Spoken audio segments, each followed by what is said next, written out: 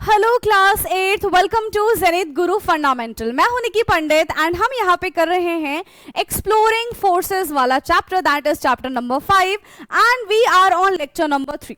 सो इससे पहले के 2 लेक्चर आ चुके हैं जहां पे हमने फोर्स के बारे में जाना, फ्रिक्शन के बारे में जाना, ठीक है। हमने टाइप ऑफ फोर्सेस के बारे में जाना जिसमें हमने कॉन्टैक्ट फोर्स और नॉन कॉन्टैक्ट फोर्स के बारे में जाना था, ठीक है। सो लास्ट क्लास में हमने मस्कुलर फोर्स है ना, और उसके बाद हमने ये gravitational, not gravitational force, muscular force के बारे में हमने जाना था, ठीक है। साथ ही साथ हमने फ्रिक्शन फोर्स के बारे में जाना था और मैग्नेटिक फोर्स के बारे में जाना था, ठीक है। और मैग्नेटिक फोर्स जो था वो हमारा एग्जाम्पल होता है नॉन कॉन्टैक्ट फोर्स का। तो आज हम नॉन कॉन्टैक्ट फोर्स के और भी एग्जाम्पल्स के बारे में जानेंगे एंड आज की क्लास अब हम स्टार्ट करने वाले हैं from electrostatic force which is an example of non contact force, ठीक है।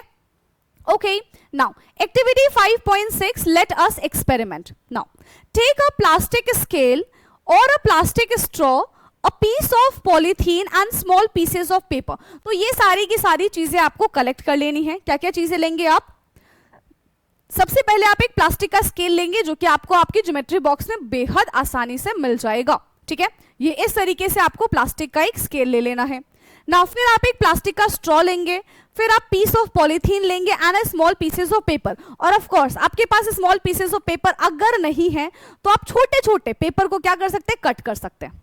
ओके, क्या मेरी इतनी बात समझ में आ गई है? इसके बाद आपको क्या करना है, आपको एक एक्सपेरिमेंट करना है, ठीक है। आपको यहाँ पे बेटा एक एक्सपेरिमेंट करना है। रब प्लास्टिक स्केल और straw vigorously with the polythene. आपको स्केल को या फिर वो जो स्ट्रॉ है उसको पॉलीथीन से उसको क्या करना है, रगड़ना है, ठीक है। उसको बहुत ज्यादा उसको क्या करना है, आप घिसोगे, ठीक है। Do not touch the rubbed part with your hand और एनी अदर ऑब्जेक्ट, ठीक है। तो जो भी आपका रब्ड पार्ट होगा, जो पार्ट आपने रब किया होगा, उसको आपको अपने हाथों से टच नहीं करना है। क्यों टच नहीं करना है? क्योंकि जितना भी वो चार्ज मटेरियल है, अगर आपने उसको टच किया तो उसका पूरा चार्ज आपकी बॉडी में आ जाएगा और वो डिस्चार्ज हो जाएगा, दैट्स व्हाई, ठीक है। फिर आप जो एक्टिविटी करने जा रहे हो ना, वो एक्टिविटी नहीं हो पाएगी। Okay, now bring it close to the small pieces of the paper, balance on a table, taking care not to touch the paper pieces. Do you notice something surprisingly? Yes. So यहाँ पे देखो, ये ना आप ऐसे scale लेके, अगर आपने बढ़िया अच्छा खासा आपने तेल वेल लगाया होगा, ठीक है, तो स्केल लेके ऐसे ऐसे घिस दो और आपकी बॉडी से वो जो स्केल है वो चार्ज हो जाएगा और उससे भी आप पीस ऑफ पेपर इस तरीके से उठा सकते हो, ठीक है। पीस ऑफ पेपर जो है वो अट्रैक्ट हो जाएंगे टुवर्ड्स दी प्लास्टिक स्केल, ठीक है। तो ये चीज होती है एंड विदाउट टचिंग, बिना टच के ही वो क्या हो जाएगा, पेपर जो है वो अट्रैक्ट हो जाएंगे towards the scale, right. The paper piece get pulled towards the plastic scale straw and stick to it when it is brought close to the paper piece. Why does this happen? तो ऐसा क्यों हो रहा है? Just because of the charge, ठीक है। ऐसा क्यों हो रहा है बेटा? ऐसा इसलिए हो रहा है क्योंकि यहाँ पे चार्ज जनरेट हमने कर दिया उसको रब करके। जब 2 ऑब्जेक्ट आपस में इस तरीके से रब होंगी तो इनमें क्या जनरेट हो जाता है, इसमें चार्ज जनरेट हो जाता है, ठीक है। When 2 objects of certain material are rubbed together, जब 2 ऑब्जेक्ट को हम क्या करेंगे, आपस में रब करेंगे, ठीक है। When 2 objects of a certain material are rubbed together, electrical charges built up on their surface and these charges are called static charges. तो उनके ऊपर एक चार्ज जनरेट हो जाता है, उनके ऊपर एक चार्ज आ जाता है एंड उस चार्ज को हम स्टैटिक चार्ज कहते हैं। कौन सा चार्ज कहते हैं बेटा? उस चार्ज को हम स्टैटिक चार्ज कहते हैं। As they do not move by themselves, the object that acquired static charge is said to be a charge body. तो जिसमें वो चार्ज acquired होता है, ठीक है, जिसमें वो static charge acquired होता है, that body is called ये चार्ज बॉडीज, ठीक है। उस बॉडी को हम क्या कहते हैं कि भाई वो चार्ज बॉडी है, right. A charge object attract, that is exert a force on an uncharged object made of certain material such as small pieces of the paper, and this force come into play even when the bodies are not in a contact. तो अगर एक body, एक object हमारा charged है and दूसरा object हमारा charge नहीं है, ठीक है, तो जो ऑब्जेक्ट हमारा चार्ज नहीं है वो भी अट्रैक्ट होगा टुवर्ड्स द चार्ज बॉडी और ये विदाउट टचिंग होगा। क्योंकि देखो हमने स्केल को ऐसे ऊपर रखा था और नीचे मान लो ये सरफेस है जिसपे हमारे पास पेपर है। अब क्या हो रहा है, पेपर अपने आप ही अट्रैक्ट हो रहा है टुवर्ड्स दिस स्केल, बिना टच हुए ही वो उसकी तरफ क्या हो रहा है, अट्रैक्ट हो रहा है। ठीक है, तो ये हमारा क्या हो जाएगा, किसकी वजह से है, उस चार्ज की वजह से है जो अभी हमने स्केल में जनरेट करवाई है। ठीक है, और इसको हम इलेक्ट्रोस्टैटिक फोर्स बोलते हैं। कौन सा फोर्स बोलेंगे इसको हम बेटा, इसको हम इलेक्ट्रोस्टैटिक फोर्स बोलते हैं। Okay, now let us do another activity with object made of different material. ठीक है, तो अलग अलग मटेरियल से जो ऑब्जेक्ट बने उनके साथ अब हम ये एक्सपेरिमेंट करते हैं। सो एक्टिविटी 5.7 लेट अस एक्सपेरिमेंट। देखो यहां पे देख लो, ठीक है, बलून के साथ ही एक्सपेरिमेंट किया गया है। सो क्या है experiment, take 2 balloon, a length of thread and a wooden cloth. ठीक है, आपको क्या करना है, बलून लेना है, थ्रेड लेना है और वुडन क्लॉथ ले लेना है, 3 चीजें आपको लेनी है। Inflate 2 balloons and hang them in such a way that they do not touch each other as shown in this figure 5.9a। तो 2 बलून को हमें इन्फ्लेट करना है, ऐसे उसको फुला दो, ठीक है, और उसको इस तरीके से हमें उसको हैंग कर देना है और इतने डिस्टेंस पे रखना है कि वो एक दूसरे से टच ना करे। ठीक, रब both balloon with the wooden cloth and release them. दोनों बलून को क्या करें, अगर हम वुडन क्लॉथ से दोनों को इक्वली रब कर दे और फिर हम उन दोनों को छोड़ दें, तो देख रहे हो यहां पे क्या हो रहा है, ये एक दूसरे को रिपेल कर रहे हैं। पहले कुछ नहीं हो रहा था, जब हमने रब किया, रब करने से क्या हुआ, इनके पास चार्ज जनरेट हो गया। रब करने से इनके पास क्या जनरेट हो गया बेटा, इनके पास चार्ज जनरेट हो गया एंड उस चार्ज जनरेशन की वजह से ये एक दूसरे को रिपेल करने लगे हैं अब। ठीक है, नाउ द क्वेश्चन इज कि एक दूसरे को रिपेल ही क्यों कर रहे हैं, ये एक दूसरे को अट्रैक्ट क्यों नहीं कर रहे हैं, सिर्फ रिपल्शन ही क्यों हो रहा है इनके बीच में। So be careful not to touch the rubbed balloon with your finger. What do you observe? तो अभी हमने क्या किया भाई, दोनों को अच्छे से हमने वुलन क्लॉथ से रब कर दिया। ठीक है, रब करने के बाद हम क्या देख रहे हैं, रब वाले पार्ट को हमें अपने हाथों से टच नहीं करना है, ऊपर भी ये चीज मैंने आपको बताई थी। ठीक है, we observe that balloon move away from each other as if they are repelling each other। ठीक है, यहाँ पे क्या हो रहा है, दोनों जो है वो एक दूसरे को रिपेल कर रहे हैं। Now bring the wooden cloth used for rubbing the balloon close to the one of the rubbed balloon. What happened? तो देखो इसमें पहले तो ये जानो कि ये एक दूसरे को रिपेल क्यों कर रहे हैं, क्योंकि इन दोनों को हमने एक ही मटेरियल से रब किया है ना, क्या किया, इन दोनों को हमने एक ही मटेरियल से रब किया है। और क्योंकि ये एक ही मटेरियल से रब हो रहा है, ठीक है, क्योंकि ये एक ही मटेरियल से रब हो रहा है, इनके पास सेम चार्ज एक्वायर हो गया, और जब सेम चार्ज एक्वायर होगा तो यहां पे डेफिनेटली क्या हो जाएगा, ये एक दूसरे को रिपेल करेंगे, इनकी लड़ाई हो जाएगी, भाई सेम सेम चार्ज है ना, तो इनकी क्या हो जाएगी, लड़ाई हो जाएगी और ये दूर दूर भागना शुरू कर देंगे। Okay, they move towards each other as if they are attracting each other. What do we infer from this observation? तो अगर ये एक दूसरे को अट्रैक्ट कर रही है, दैट मीन्स देखो अगर हम एक ही बलून को चार्ज करते हैं ना, तो सीधी सी बात है कि दूसरा बलून उसके टुवर्ड्स अट्रैक्ट होगा ही होगा। क्यों? क्योंकि दोनों पे सेम चार्ज नहीं है। बट अगर दोनों पे सेम चार्ज आ जाता है तो वो एक दूसरे को रिपेल ही करेंगे, ये फिक्स है। ठीक है, clear? Now we found that the two similar charged balloon repel each other, whereas the charged balloon and the wooden cloth, ठीक है, attract each other। जब दोनों बलून पे सेम चार्ज होगा उस वजह से ये एक दूसरे को क्या कर रहे हैं, रिपेल कर रहे हैं। लेकिन एक चार्ज बलून जो है और जो वुडन क्लॉथ है, ठीक है, वुडन नहीं, वुलन क्लॉथ जो है वो एक दूसरे को अट्रैक्ट करेंगे। क्यों? क्योंकि उन पे अलग अलग चार्ज होगा। Does this indicate that charge on the balloon is of different kind from the charge on the woolen cloth? Answer है yes। तो दो टाइप के ऑफ कोर्स हमारे पास चार्ज होते हैं, one is positive charge and another one is negative charge. ठीक है, कितने टाइप के चार्ज होते हैं बेटा हमारे पास? दो टाइप के चार्ज होते हैं, एक होता है पॉजिटिव चार्ज, एक होता है हमारे पास नेगेटिव चार्ज। ठीक, since the balloon were charge in the same way we can say that they have acquired similar charge।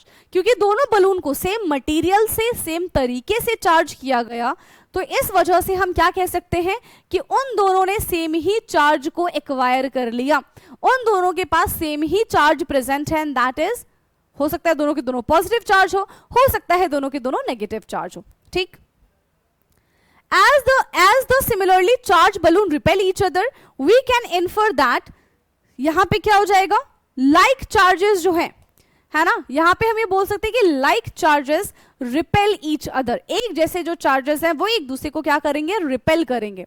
So like charges repel each other, both the rubbing object and the rubbed object get charged, but when they acquired opposite kind of charges. ठीक है, but they acquired opposite kind of charges. अब यहाँ पे क्या करें, both the rubbing object and the rubbed object get charged. जो rubbing object है जिसपे रब कर रहे हैं, दोनों के दोनों ऑब्जेक्ट क्या हो जाएंगे, चार्ज हो जाएंगे. अगर मैं इस हाथ को इस हाथ से रब कर रही हूं तो मेरे दोनों के दोनों हाथ क्या हो जाएंगे बेटा, चार्ज हो जाएंगे. ठीक है, यहां पे मेरे दोनों के दोनों हाथ क्या हो रहे हैं, चार्ज हो रहे हैं. ठीक, नाउ और उस पे कैसा आ जाएगा, show that opposite kind of unlike charges attract each other. The two kind of static charge are set to be a positive and the negative. ठीक है, तो एक पे यहाँ पे पॉजिटिव चार्ज एक्वायर हो जाएगा एंड एक पे यहाँ पे हमारे पास नेगेटिव चार्ज एक्वायर हो जाएगा. और पॉजिटिव और नेगेटिव चार्ज एक्वायर होने की वजह से दे अट्रैक्ट ईच अदर. ठीक, the force exerted by charged body on another charged body or an uncharged body. ठीक है, एक चार्ज बॉडी दूसरे चार्ज बॉडी पे फोर्स लगा रही है या फिर एक चार्ज बॉडी दूसरे अनचार्ज बॉडी पे फोर्स लगा रही है, तो इसी टाइप की फोर्स को हम क्या कहते हैं, इसी टाइप के फोर्स को हम इलेक्ट्रोस्टैटिक फोर्स कहते हैं, which is a kind of non contact force. ठीक है, which is a kind of non contact force. Right now a step further. So when the charge moves they constitute an electric current in an electrical circuit. जब भी charge move होता है तो वो क्या करेगा, वो इलेक्ट्रिक करंट प्रोड्यूस करेगा एक सर्किट में. and if the same current which make the lamp glow or generate or a heating effect or a magnet effect, it is same current, वो वही करंट है भाई. ठीक है, स्टैटिक चार्ज से जो करंट प्रोड्यूस होता है वो वही करंट है जो जिससे हम अपना लैंप ग्लो करा सकते हैं, जिससे हम हीट प्रोड्यूस कर सकते हैं. ठीक है, वो बिल्कुल सेम चार्ज होता है. पता है कभी कभी आपको ऐसे झटके से लगते होंगे, आपने देखा होगा कैसे, जब आप सुबह सो के उठते हो. ठीक है, कभी कभी ऐसा मेरे साथ तो देखो बहुत बार हुआ है ना. तो जब हम बेडशीट उठाते हैं ना, उसको ऐसे फिर से बिछाने के लिए उसको ठीक करते हैं, तो एक ऐसा झटका सा लगता है, क्योंकि जब हम सो रहे होते हैं ना, इधर उधर ऐसे कर करके हमने उस बेडशीट को चार्ज कर दिया होता है, वही झटके हमको सुबह लग रहे होते हैं. ठीक है, दूसरा एग्जाम्पल मैं आपको दूं कि सर्दियों के टाइम पे, हाँ सर्दियों के टाइम पे क्या होता है कि जो हम पूरे दिन स्वेटर पहन के रखते हैं. ठीक है, फिर जब बहुत धूप हो जाती है हम क्या करते हैं, स्वेटर निकाल देते हैं. जब हम स्वेटर निकालते हैं तो हमारे जो बाल ऐसे खड़े हो जाते हैं. क्यों खड़े हो जाते हैं, क्योंकि यहाँ पे क्या हो रहा है, यहाँ पे चार्ज से वो अट्रैक्ट हो गया है. हमने जो स्वेटर निकाला तो उससे वो क्या हुआ, अट्रैक्ट हो गया, हमारे बाल ऐसे खड़े हो जाते हैं. ठीक है, सो ये हमारा नॉन कॉन्टेक्ट का एग्जाम्पल है. Now the next one is gravitational force. ठीक है, नेक्स्ट यहाँ पे है हमारे पास gravitational force. So activity 5.8 let us observe. Take a ball and throw it vertically upward. ठीक है, आपको एक बॉल लेना है, तो मेरे पास तो बॉल नहीं है. ठीक है, तो यहाँ पे मैं अपना क्लेचर ले लेती हूँ, पेन नहीं ले सकते हैं. ठीक है, तो मेरे पास ये क्लेचर है ना, बस टूटे ना, तो हाँ ठीक है, ये क्लेचर है. अब मैं इसको क्या करूंगी भाई, मैं इसको ऐसे ऊपर फेंक रही हूँ, फेंक दिया और कैच भी कर लिया मैंने. ठीक है, अभी क्या हुआ, जैसे ही मैंने इसको ऊपर फेंका, ये क्या हुआ, ये नीचे गिर गया है ना. ये क्या हुआ, ये नीचे गिर गया. क्यों ये नीचे गिर रहा है, just because of gravitational force, है ना, just because of gravitational force. So take a ball and throw it vertically upward. Does it come down? Yes. क्या ये नीचे आएगा? Yes, ये नीचे आ जाएगा. Now throw it again, but this time harder. Does it still fall back down to the ground? अब कितने भी तेजी से पूरी ताकत लगा के, पूरी की पूरी ताकत लगा के जब आप बॉल को इस तरीके से ऊपर उछाल के फेंकेंगे, कितने ही ऊपर ये बॉल क्यों ना चले जाए, एक वक्त के बाद उसको नीचे आना ही पड़ेगा, है ना, उसको नीचे आना ही पड़ेगा. क्यों, क्योंकि उसको हमारी धरती माता बुला रही है. ठीक है, उस पे ग्रेविटेशनल फोर्स लग रहा है, और जब उस पे ग्रेविटेशनल फोर्स लगेगा तो ना चाहते हुए भी उसको नीचे आना ही पड़ेगा.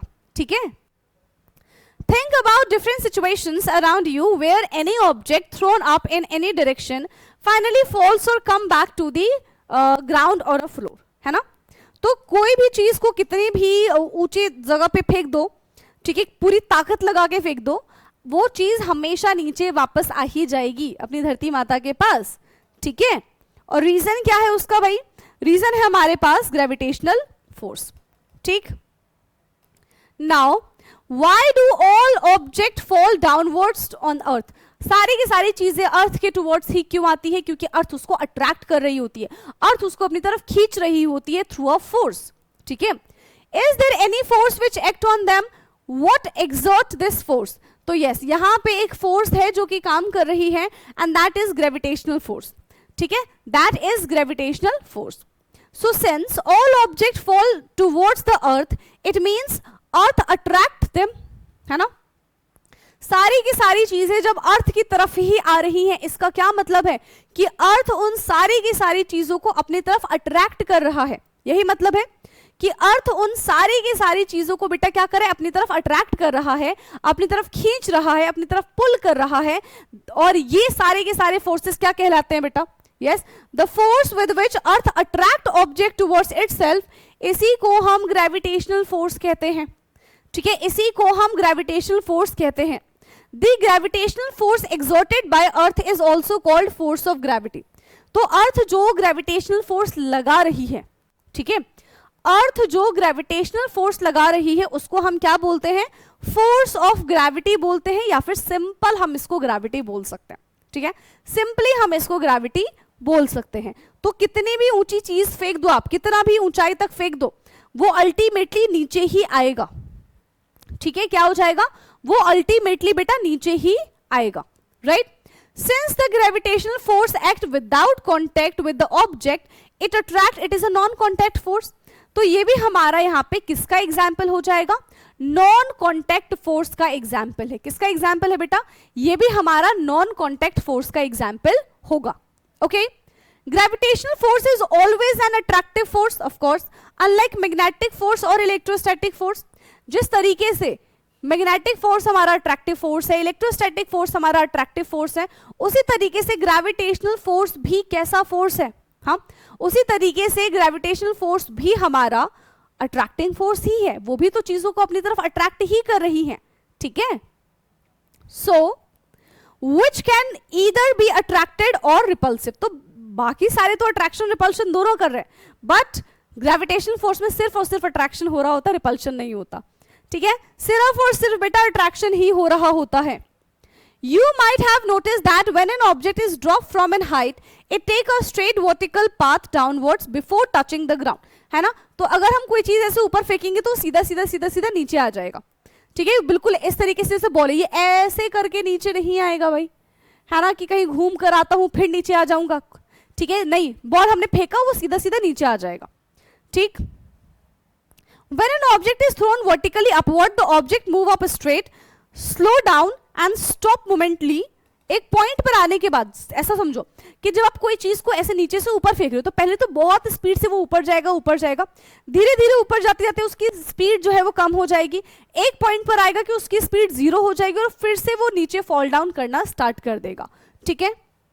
Stop momentarily at the top and then take a straight vertical path to the downward, और फिर वापस से वो नीचे आ जाएगा और बिल्कुल स्ट्रेट पाथ को ही फॉलो करेगा, right. While going up, the speed of the object goes decreasing। पहले तो इंक्रीज होगा फिर धीरे धीरे, पहले जब हमने फेंका तब उसकी स्पीड बहुत ज्यादा हाई थी, जैसे जैसे जैसे जैसे हाइट तक जाते जाएगा उसकी जो स्पीड है वो क्या हो जाएगी? स्लो हो जाएगी, okay. Till the object come to the stop, its direction of the motion changes and while coming down the speed goes increasing।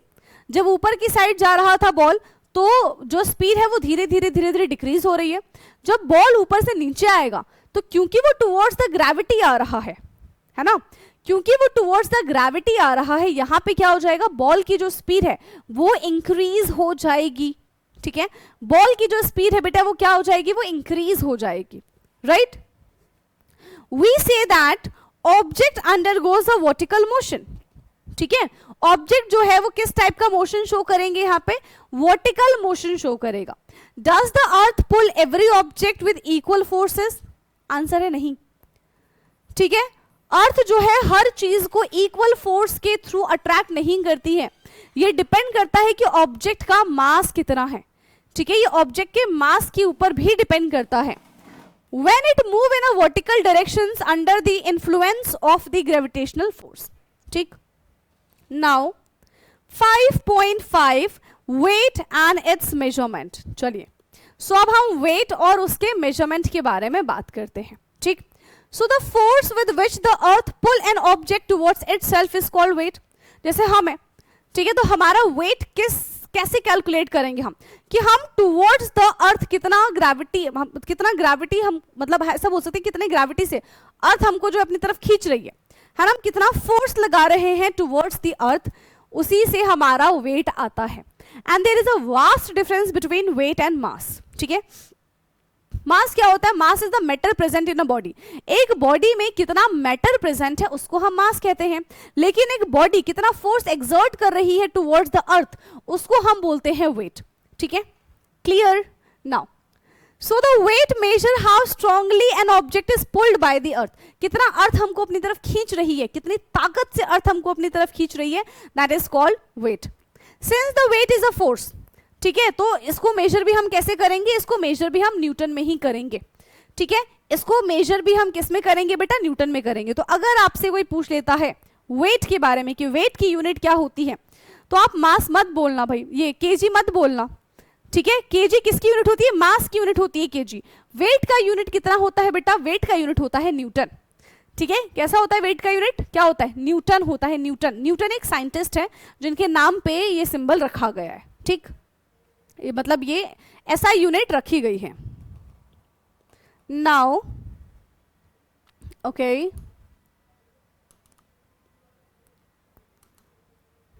सो यहां पे क्या है? Activity 5.9 let us explore. ठीक है, अच्छा उससे पहले भी कुछ छूट गया हमारा. Okay, so let us now try to find out the earth pull every object with equal forces. तो अब हम ये चीज फाइंड आउट करते हैं कि क्या अर्थ सबको इक्वल फोर्सेस के थ्रू ही अपनी तरफ अट्रैक्ट करती है या फिर सब में इक्वल फोर्सेस नहीं होता. ठीक, सो activity 5.9 let us explore. Take a spring and a few objects of the different masses such as pencil box, tiffin box and a small stone. तो ये सारी चीजें ले लो, साथ ही साथ आपको स्प्रिंग बैलेंस भी लेना है. Hang one end of the spring from a nail, from the other end hang an object and observe the spring. Does the spring stretch? तो देखो वो मास के ऊपर कितना वेट वाला हमने ऑब्जेक्ट इसमें अटैच किया है, इससे डिपेंड करता है कि जो स्प्रिंग है वो कितना ज्यादा यहाँ पे स्ट्रेच करेगा. तो फर्स्ट वाले के बारे में अगर देखो हम बात करते हैं, तो फर्स्ट वाले में हमने छोटा सा स्टोन यहाँ पे अटैच किया है, तो इतना ज्यादा ये स्ट्रेच नहीं कर रहा. लेकिन सेकेंड वाले में हमने ज्यादा बड़ा पत्थर यहाँ पे अटैच कर दिया, तो इसमें देखो क्या हो रहा है, ये बहुत ज्यादा खुल गया है ना, ये बहुत ज्यादा क्या हो गया बेटा? स्ट्रेच हो गया. ठीक, तो किस पे डिपेंड कर रहा है? वेट पे डिपेंड कर रहा है कि कितना वेट हमने इस पे लगाया है. ठीक, now hang the other object one by one and notice the stretch of the spring each time. Is the stretch caused by each object the same? No. Her object में हमको सेम स्ट्रेचिंग देखने के लिए नहीं मिलेगी.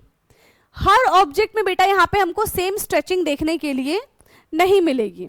So, when an object is hung from spring, the spring stretches due to the force applied on an object by the earth. तो उस object को अर्थ कितनी तेजी से अपनी तरफ खींच रहा है, उस पे स्प्रिंग कितना स्ट्रेच होगा ये डिपेंड करता है. अगर अर्थ ऑब्जेक्ट को बहुत तेजी से खींच रहा होगा तो उसका मास ज्यादा होगा, मास ज्यादा होगा तो स्प्रिंग जो है वो बहुत ज्यादा खुल जाएगा, बहुत ज्यादा स्ट्रेच हो जाएगा. अगर मास कम है तो ग्रेविटी कम लगेगा, ग्रेविटी कम लगेगा तो स्प्रिंग जो है वो बहुत कम खुलेगा. ठीक है, बहुत कम स्ट्रेच होगा. We find that the stretch caused in the spring of different for different object. Of course, अलग-अलग ऑब्जेक्ट के लिए अलग-अलग स्ट्रेचिंग है, and this indicate that earth pull different object with different forces. और ये हमको क्या बताता है कि अर्थ जो है वो अलग अलग ऑब्जेक्ट को अलग अलग फोर्स से अपनी तरफ खींचता है. ठीक है, अर्थ जो है अलग अलग ऑब्जेक्ट को, अलग अलग मास वाले ऑब्जेक्ट को अलग अलग तरीके से, ठीक है, अलग अलग हम ऐसा बोल सकते हैं कि फोर्स उस पर लगा तक के अपनी तरफ खींचता है. ठीक, The weight of different object is different of course. Can we use the spring to measure the weight of an object? क्या हम स्प्रिंग से वेट को मेजर कर सकते हैं? Yes. Can we use the spring to measure the weight of an object? तो यहाँ पे अगर रीडिंग होगी तो डेफिनेटली हम कर सकते हैं. ठीक है, स्प्रिंग बैलेंस से हम चेक कर सकते हैं. Now a step further. ठीक है, so a spring balance is a simple device which is used to measure wait.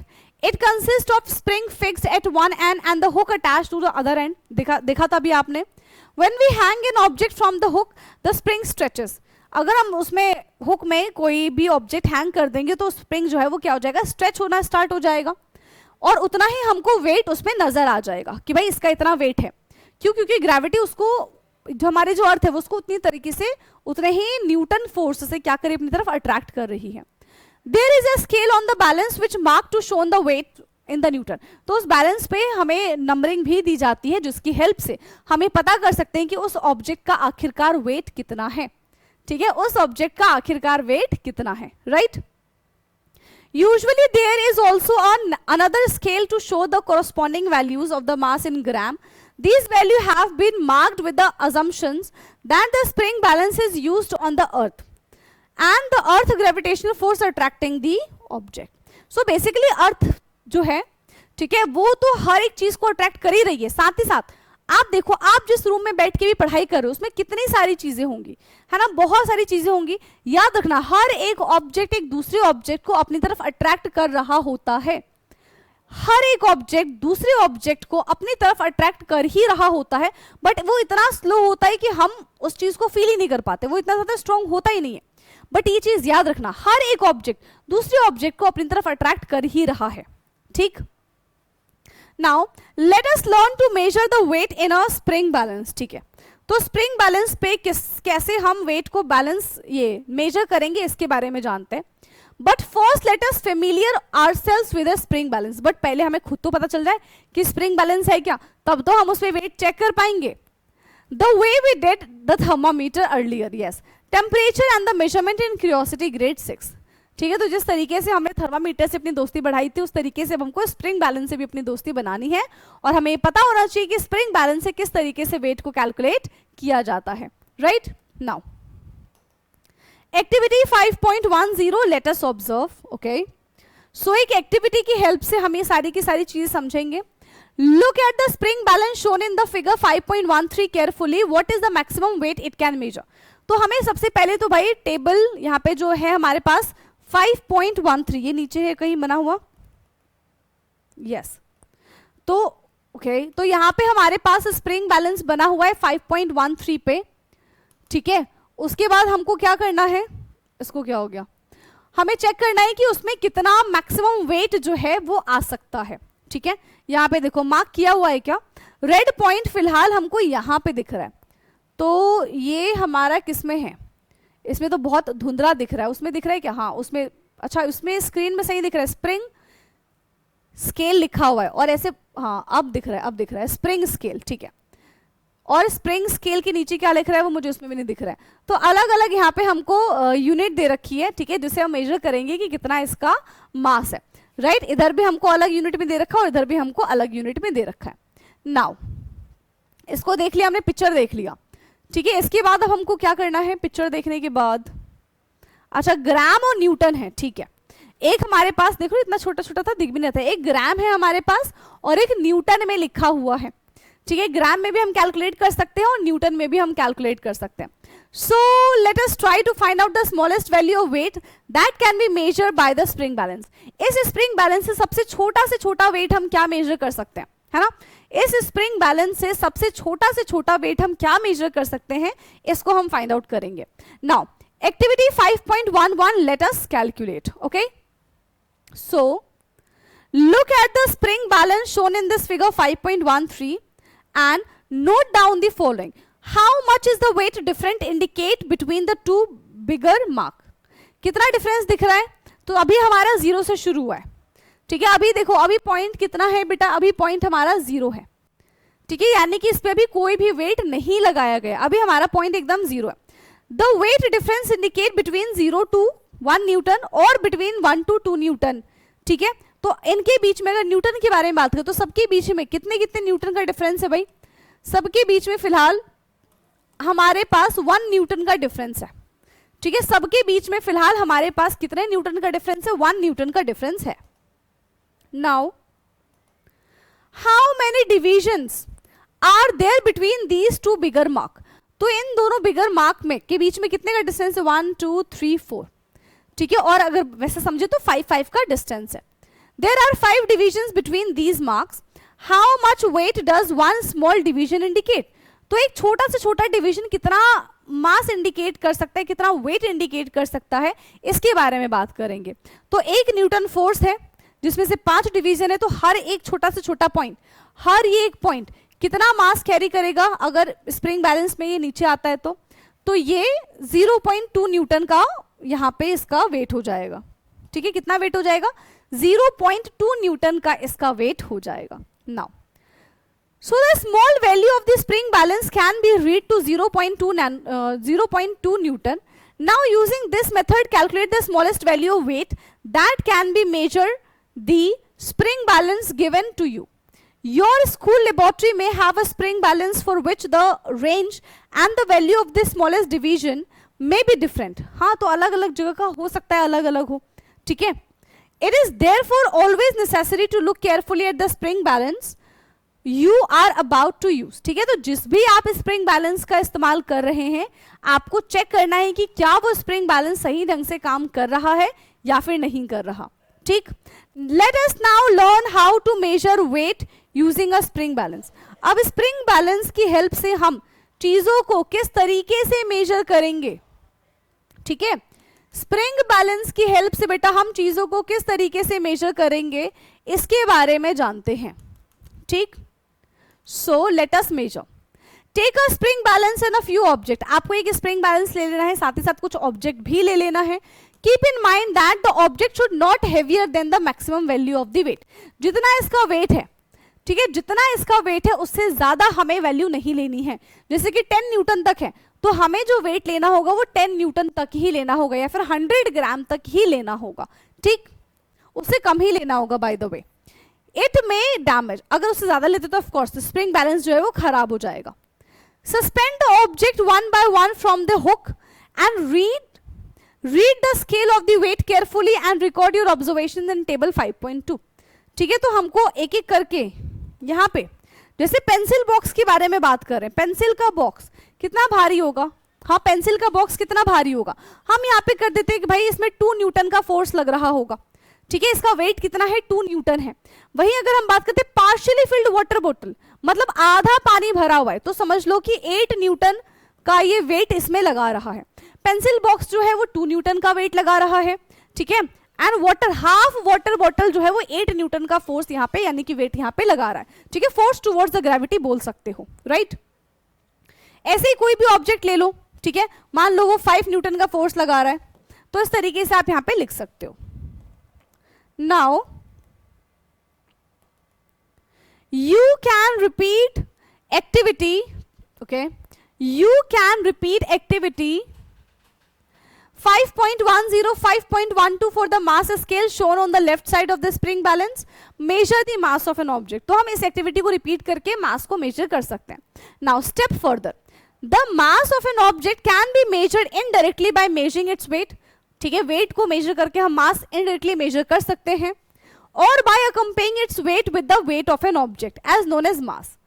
Since the weight of an object remain almost the same everywhere on the earth, so for all practical purposes it is acceptable weight of an object to find its mass. So basically होता क्या है कि हम day to day life में इतना classification करते ही नहीं है।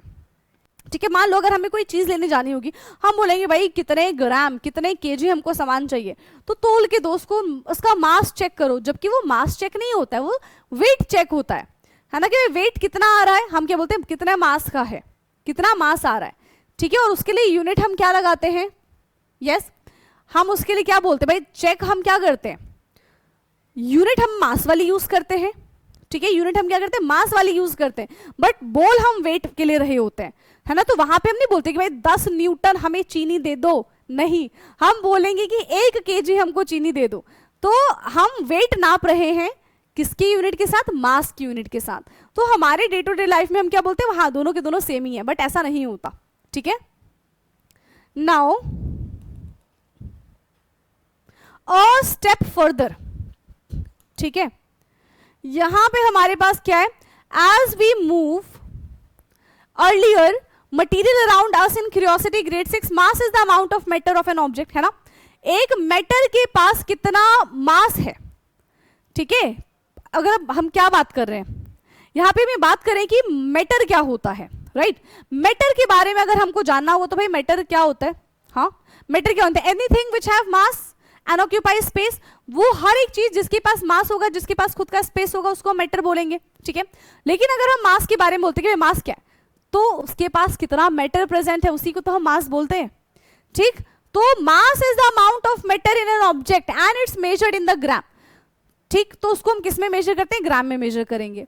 It's value remain the same at every place, तो मास कभी भी चेंज नहीं होता है, चाहे आप किसी भी प्लैनेट पे चले जाइए बेटा, ठीक है, चाहे आप किसी भी प्लैनेट पे चले जाइए, मास कभी भी चेंज नहीं होगा।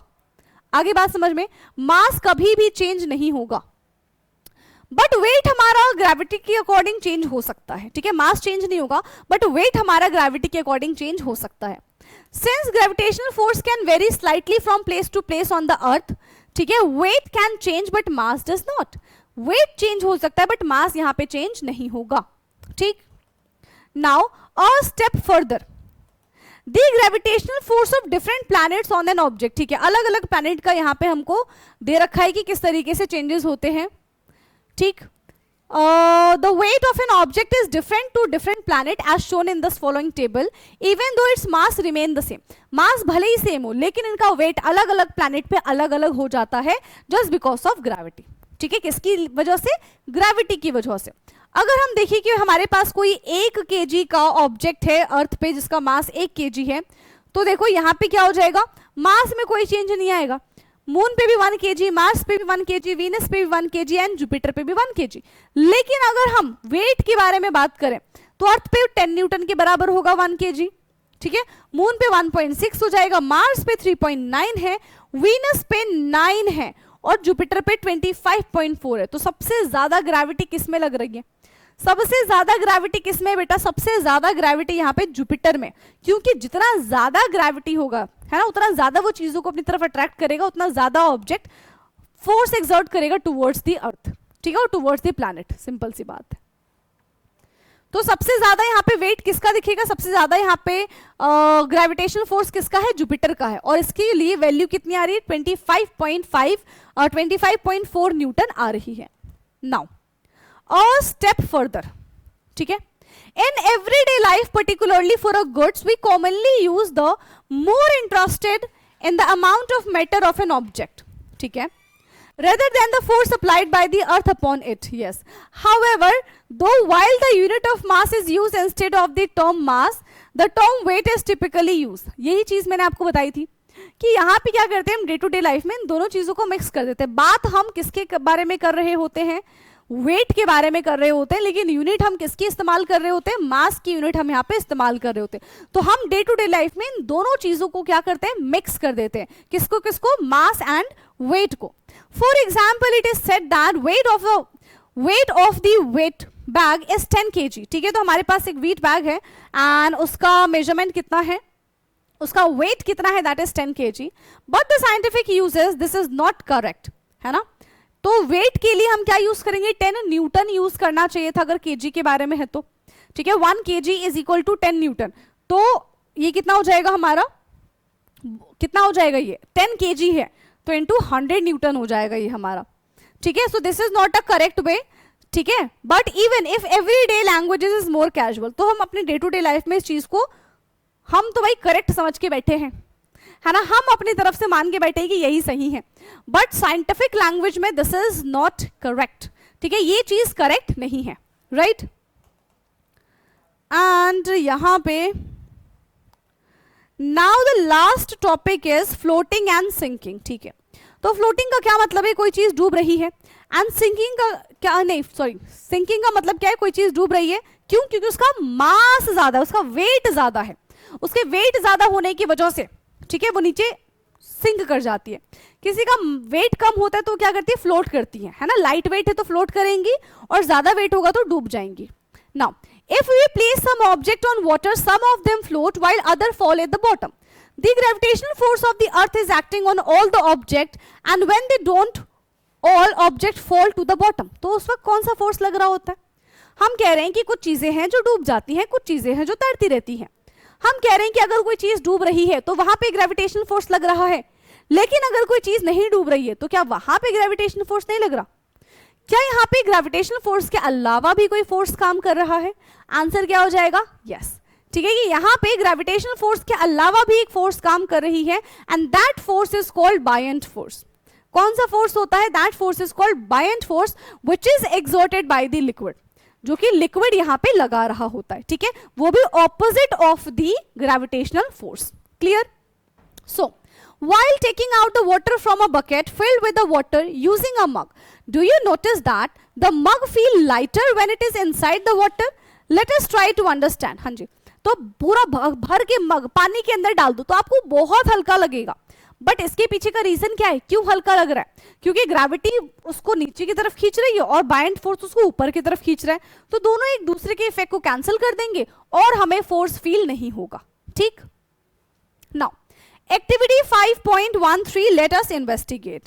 Now take an empty plastic bottle. हमें यहाँ पे एक empty plastic bottle ले लेना है and a bucket full of water. यही, ठीक है, यही. Push the bottle into the water. Do you feel an upward push? Yes. हम इसको बार बार अगर नीचे की तरफ पुश करने की कोशिश करेंगे तो भी ये जो बॉटल है ये बार बार बाहर की तरफ आ जाएगा.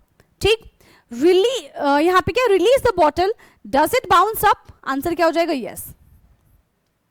You would have felt an upward push and the bottle bounces back to the surface of the water. This indicates that water apply the force on the bottle in the upward direction. है ना, ये हमको बता रहा है कि जो water है वो बॉटल को अपवर्ड डायरेक्शन के ऊपर क्या कर रहा है, फोर्स कर रहा है कि भाई ऊपर ही ऊपर जाओ, नीचे आने की जरूरत नहीं है, ऊपर ही जाओ. ठीक है, in fact all liquids apply the similar force. सारे के सारे, सिर्फ पानी की बात नहीं की जा रही, लिक्विड की बात की जा रही है. सारे के सारे जो लिक्विड है यहाँ पे सेम फोर्स अप्लाई करेंगे. The force applied by the liquid on an object is in upward direction is known as upthrust or buoyant force. तो जो लिक्विड है जो अपवर्ड की तरफ फोर्स कर रही है, अपवर्ड की डायरेक्शन में फोर्स लगा रही है, उसको हम क्या बोलते हैं? अपथ्रस्ट बोलेंगे या फिर बायंट फोर्स बोलेंगे, which is applied by the liquid. जो कि कौन लगा रहा है? लिक्विड लगा रहा है. ठीक, when an object, क्या है यहाँ पे? When an object is placed in a liquid, a gravitational force due to the earth act on a downward. ठीक है, तो ऑब्जेक्ट क्या कर रहा है? ग्रेविटी की टुवर्ड्स फोर्स लगा रहा है. लिक्विड क्या कर रही है? अगेंस्ट द ग्रेविटी फोर्स लगा रही है. अगर ये दोनों फोर्स इक्वल हो जाते हैं, अगर ये दोनों फोर्स इक्वल हो जाते हैं तो जो भी ऑब्जेक्ट है वो तैरेगा. अगर ग्रेविटेशनल फोर्स ज्यादा हो जाता है बायंट फोर्स से तो ऑब्जेक्ट जो है वो क्या कर जाएगा? सिंक कर जाएगा. ठीक, but a buoyant force is applied on it by the liquid is upward direction. If the gravitational force is more than the buoyant force, object sink कर जाएगा. But if two forces are equal, तो object float करने लग जाएगा. यही बताया था अभी मैंने आपको. One of the factors on which the buoyant force depend upon is the density of the liquid. दूसरा किस पे डिपेंड करता है बेटा? डेंसिटी पे डिपेंड करता है. Now what is density? Density is equal to mass per volume. ठीक है, density is equal to mass per volume and you will learn about the density in the later chapter in this book. पढ़ोगे, चिंता मत करो.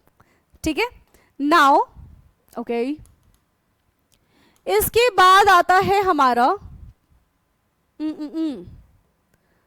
हाँ अ step further. ठीक है, Archimedes principle. Okay, or ever heard of. ठीक है, Archimedes principle, a famous Greek scientist discovered that when an object is fully or partially immersed in water or liquid.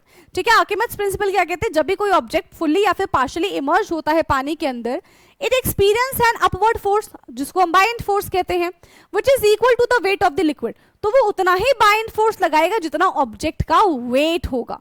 और पहले के टाइम पे Archimedes प्रिंसिपल से ही किसी भी ऑब्जेक्ट का वेट कैलकुलेट किया जाता था. ठीक है, if the weight of a liquid displaced by an object in a smaller than the weight of an object, the object will sink in the liquid, and if the weight of the liquid displace है ना equal the weight of the object, तो वो चीज क्या करेगी? वो float करने लग जाएगी. तो आर्किमिड्स प्रिंसिपल क्या कहते हैं? मान लो मेरे पास एक पूरा ग्लास भरा हुआ पानी है, मैंने उसके अंदर इतना बड़ा सा पत्थर डाल दिया. अब जितना बड़ा पत्थर उस पानी के अंदर जाएगा उतना पानी ऊपर से बाहर आ जाएगा. तो जितना पानी बाहर आया है उसका वेट और जो मैंने पत्थर डाला है पानी के अंदर उसका वेट वो कैसा हो जाएगा? इक्वल हो जाएगा. ठीक, एवर हर्ड ऑफ. चलो भाई, अब किस चीज के बारे में हमसे पूछ रहे हैं? Ever heard of. So there are some rock which can float on water. क्यों? क्योंकि उनके ऊपर छोटे छोटे से पोर्स प्रेजेंट होते हैं which make them light. One such rock is pumice which is form during the volcano eruption. When lava with lots of gas and the water vapor cool quickly, it trap tiny bubbles of the gas inside. इनके अंदर छोटे छोटे bubbles में gas fill होते हैं, जिसकी वजह से पोर्स बन जाता है, पोर्स क्लोग बन जाते हैं, filled with the air pocket, and ये बहुत कम डेंसिटी शो करते हैं, और ये हमेशा पत्थर होने के बाद भी पानी में तैरते हैं, है ना। ये हमेशा क्या करते हैं बेटा, पानी में तैरते हैं, ये हमेशा पानी में फ्लोट करते हैं। ओके, सो फाइनली हमारा ये चैप्टर होता है कंप्लीट।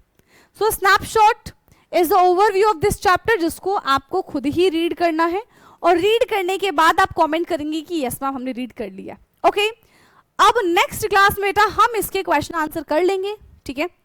बट आपको अब ये बताना है कमेंट करके कि ऐसी कौन सी चीज है इस चैप्टर में जो आपको समझ में नहीं आई है, क्या आपका डाउट है। तो मुझे चाहिए कि आप अपने डाउट कमेंट में पूछें, ठीक है, ताकि मैं आपको आपका रिप्लाई दे सकूं, है ना, ताकि मुझे ये भी पता चले ना कि हाँ आप सच्ची में पढ़ रहे हो कि नहीं पढ़ रहे हो।